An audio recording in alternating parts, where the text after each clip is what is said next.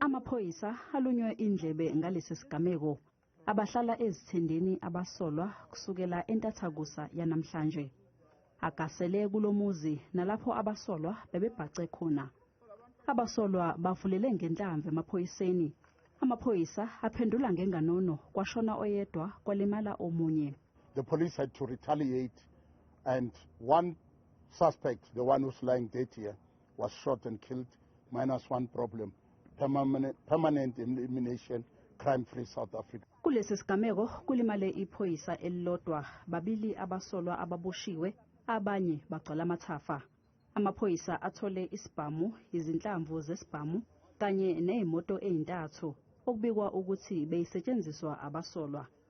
Iningi labanye abasolwa lingaphandle ngebheyili kanti libhekene namacala afanayo okuphanga imoto Ethwala Imali. And the suspect who's arrested is 58 years old. In 2008, he was arrested for the same offense in Ulundi. He originated, born and bred in Newcastle at Madadeni, Section 3. He was in prison. He got out of prison on parole in 2022. Amaphoyisa anxusa ukuthi uma umphakathi ubona abasolwa uwathinte.